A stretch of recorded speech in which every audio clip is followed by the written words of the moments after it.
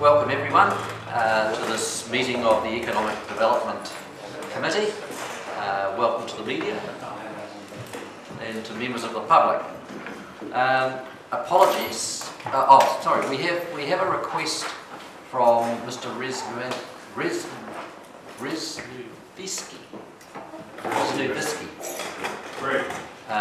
to speak at this meeting. It was a late request, so I'm asking you if you wish to hear the request in the forum. Move that way. Any favour? All in favour? Aye. Carried. Greg? From there? Yep. Because you're representing an organisation, you have a maximum of 10 minutes. No worries. And you may want to ask me questions or... Yeah, questions will be after. Cheers, thank you very much.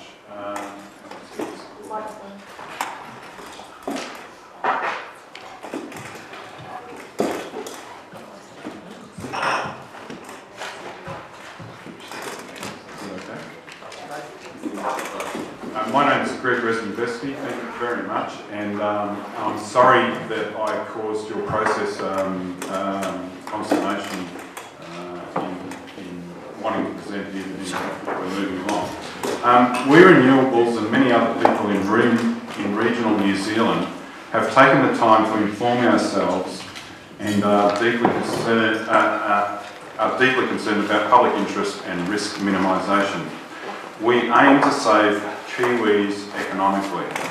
We prefer drama avoidance, and the old cliche comes to mind, prevention is better than cure. We have identified risks to the well-being of your council along with the 77 others, its assets and infrastructure and peoples through TPP. That's the Trans-Pacific Partnership Agreement. Your council has identified this in a number of areas, especially with our mutual concern, which is climate change. It was this issue which initially captured our attention as we saw the TPP agenda being detrimental to the mitigation of climate change through global efforts to reduce fossil fuel energy use. Most importantly, we offer a realistic and simple strategy to minimise risk to the interests of the inhabitants of your city and district, as well as our nation state. Again, prevention as opposed to cure. Our TPP policy offers a standard, a measuring stick that defines the public's interest that warrants protection in a good case Trans-Pacific Partnership Agreement or other free trade agreement. There's many in the offing. This offers stability to the region and a fairer share of the abundant productivity available through everyone's participation in the New Zealand enterprise. The whole nation would suffer through the adoption of a bad case TPP agreement. We have yet to hear argument that refutes this reasonable assertion. The concern about climate change is real. Both the IPCC and your council's website places the cause of climate change firmly at the feet of our industrial civilisation and its emission of greenhouse gases. We individually have little impact on the systemic causes, although many make positive changes in their personal lives. As the causes are systemic, we must place the system under review to find solutions. We require a solid factual framework in order to arrive at a true perspective of the state of our nation and New Zealand's part in this great game. We have the advantage of the rear view mirror if we care to look. 20 years of free trade agreements commencing with NAFTA. It is the first of many, and we are party to some of these, China, Thailand, others. What are the advantages and disadvantages that flow from these? We are aware of hundreds of legal suits by corporations against governments, including local governments, under ISDS provisions. These are investor-state dispute settlement. These are conducted through the offices of the World Trade Organisation and are generally held in Brussels in Europe. These have enabled the transfer of billions of dollars to corporations and have had a chilling effect on public policies and government legislation favouring broad public interest. These really do beg the question as to what is the legitimate role of government in the state. Think on the coming period with the UN seeking to gain global acceptance on real measures to reduce carbon emissions. Think on the Kiwi nation's efforts to date. We have done very little. We ought move into the realm of best practice. True resilience requires us to think global and act local. Whilst I here concentrate on the insidious ISDS provisions, we have identified many areas of concern for Kiwis in the documentation we've forwarded to your Council. These free trade agreements have real effects beyond facilitating trade. Few of the 29 chapters are merely trade related. Many attempt to reorder our domestic rules and laws to advantage international investors. The combined effect of these will contribute to the concentration of power and wealth to an elite oligarchy. Let's be real. If what they were proposing was so good for the public's interest, why keep it so secret? The TISA, Trade in Services Agreement, secrecy provisions extend beyond TPP's 4 years. They want to keep all negotiating documentation under wraps for 5 years. Here we see real accountability being sidelined. We have identified the chilling effect on public policy through ISDS. One example of this is the plain packaging of tobacco's products campaign. There are many others. PPTP, or plain packaging, is an international public health measure initiative, and legislation has been sent through the Australian Government's Parliament in 2012, so it's not just a Kiwi thing. Philip Morris's suit under the Australian-Hong Kong Investment Agreement aims to kneecap this policy. Our Prime Minister has parked our similar legislation. Why? In 2012, he said that we did not have a free trade agreement that would enable a tobacco company to sue us. Now, nothing's changed in terms of free trade agreements.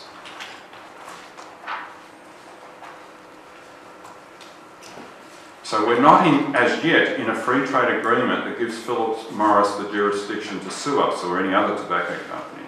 In TPP, we may volunteer this ability if it has such an ISDS provision.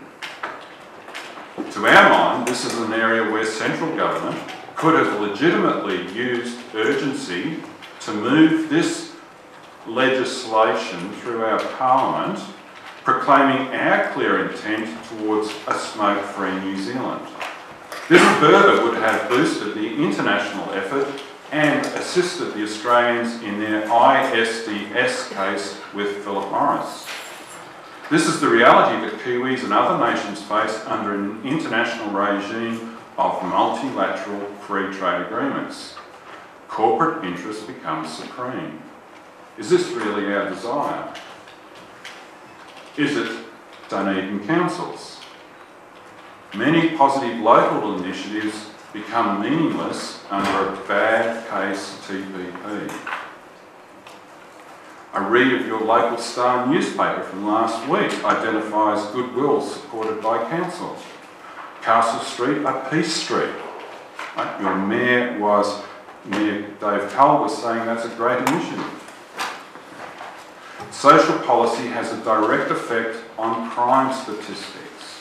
Egalitarian society is healthier than societies of high inequality.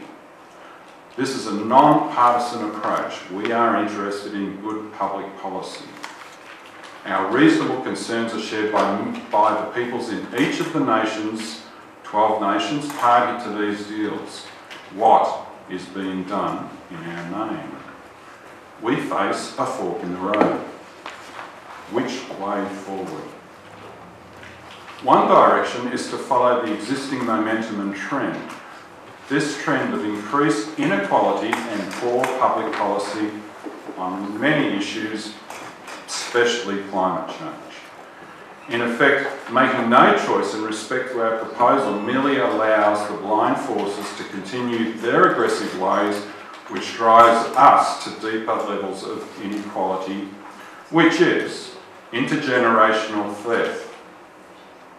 How many here have benefited from free tertiary education in terms of policy changes?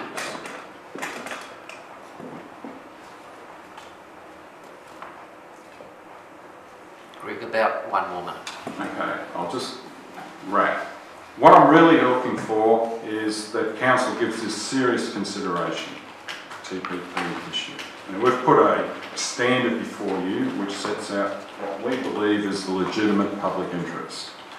We would be very keen to see your Council place that formally on your next meeting's agenda, the 18th of August, Council meeting. And we would be happy to come and talk to that.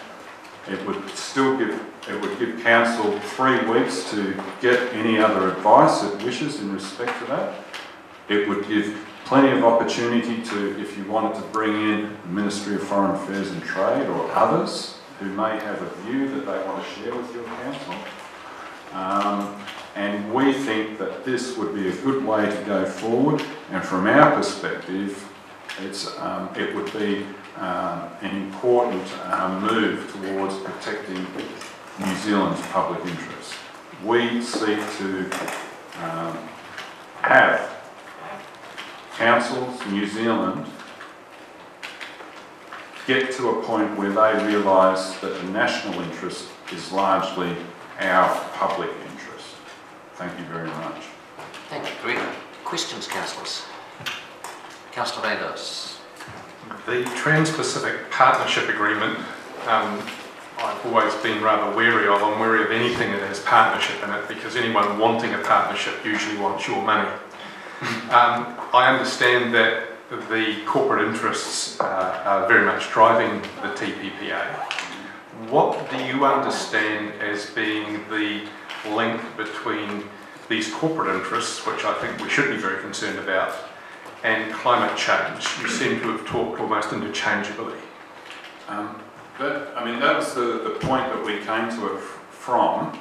And corporate, like if you have a look at the Tobacco Corporation's response to plain packaging legislation, then that is a fairly good analogy for what's going to happen when there is strong measures to limit carbon emissions, because that is going to have a direct impact on oil companies, motor vehicle companies, anyone that's using fossil fueled energy, and they will then see that as an impediment to their profitable undertakings.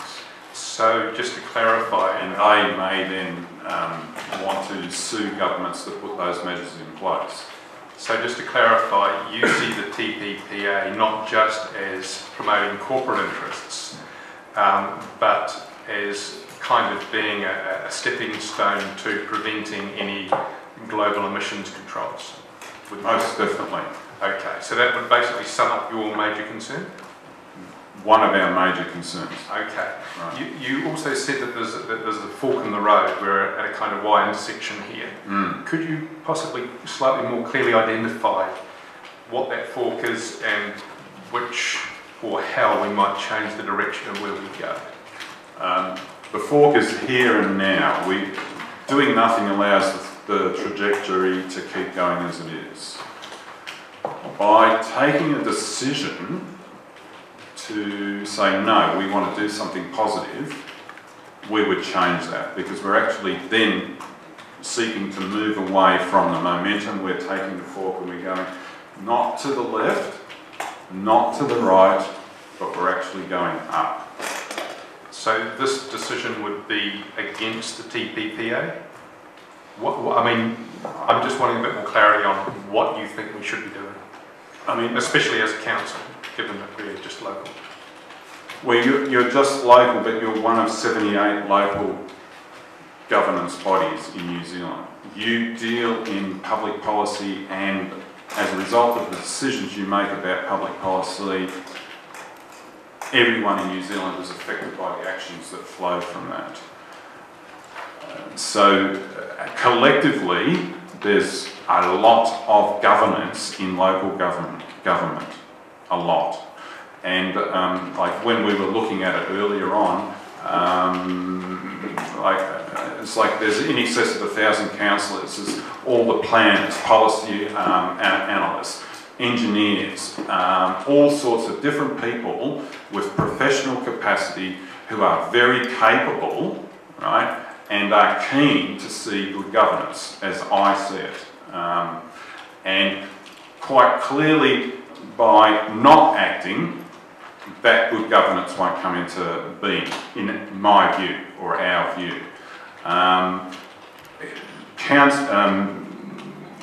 Dunedin Council joins with others when it makes its decision on this matter.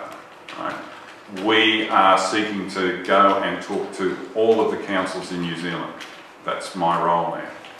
I've taken that upon myself. People are supporting me. My next step from here is to move down to Invercargill City Council, and I will be then looking also to talk to other councils in the Southland District while I'm here.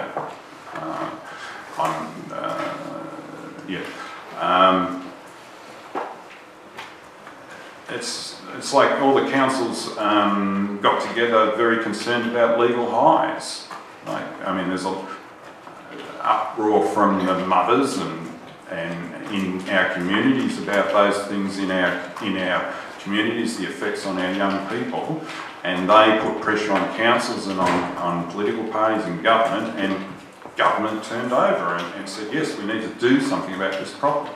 Now, it's the same thing here, right? It all adds to the weight of public concern and public support or antipathy towards a particular policy setting. So the contribution that would come from Dunedin Council is immense. And by the way, at 2 o'clock this afternoon, however you pronounce it, Whanganui Council is considering the recommendation from their Audit, Risk and Finance Committee of 2 weeks ago at their full council meeting this afternoon, 2 o'clock. So there's a recommendation there that they support the same policy stance. And we are confident that that will be supported. When I go to Invercargill, I'm talking to the Youth Council there, and rather than just talking to the council, we've now set up a public meeting to talk to people in Invercargill City.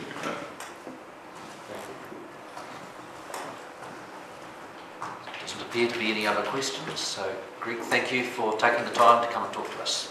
Thank you for affording me the opportunity. I really appreciate it.